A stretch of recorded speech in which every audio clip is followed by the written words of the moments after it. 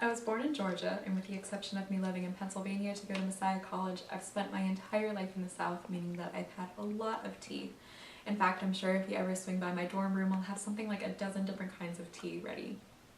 However, while I do enjoy tea, it also has several mental benefits, physical benefits, as well as social benefits that I'm sure will convince you to start drinking more tea as well. So we'll start with the mental benefits. Most of us are either in high school or we're in college, meaning that we're all busy, tired, and very much in want of caffeine. However, high doses of caffeine have been linked to more health risks. Mayo Clinic says that an 8-ounce cup of coffee has even more than 3 times the amount of caffeine that a cup of black tea does, meaning that tea can be a safer long-term option.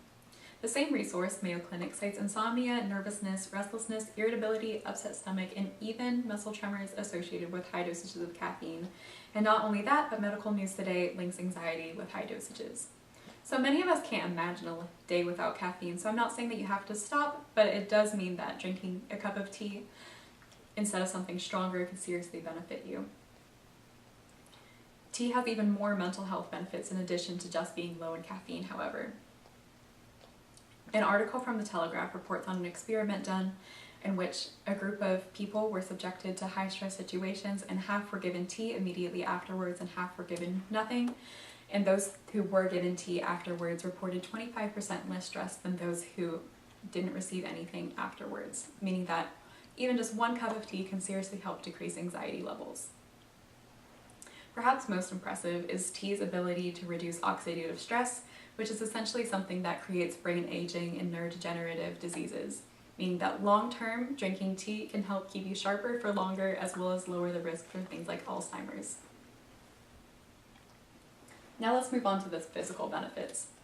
To start, it can help you lose weight.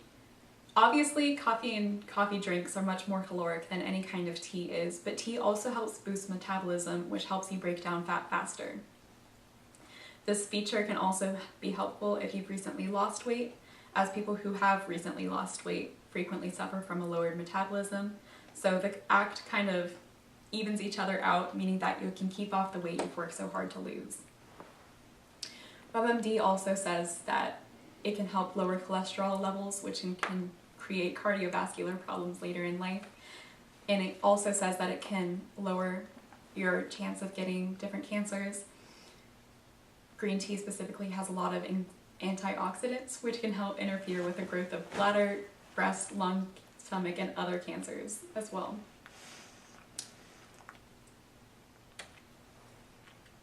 Now, what's most important to me is the social benefits. As I'm saying social benefits of tea, I'm sure you can already picture Japanese tea ceremonies as well as British tea time, but tea has been bringing people together for thousands and thousands of years. In China, it was used as a form of gift giving, as well as it was involved in courtship rituals. In places like Morocco, tea was also used to welcome visitors. Countries on every continent have cultural significance tied to tea, and America is no exception. In our lives, I'm sure you can imagine pouring yourself a nice, cold, tall glass of iced tea at a summer barbecue and talking amongst your family and friends. In my life as well, I find that tea can bring people together in different ways. In stressful events or afterwards, one of my favorite things to do is to make cups of tea for my friends and just talk about the situation and all of our lives together. I find that tea is uniquely bonding and that talking over tea can be something wonderful and can help. It can be a wonderful thing to offer a friend in a hard time.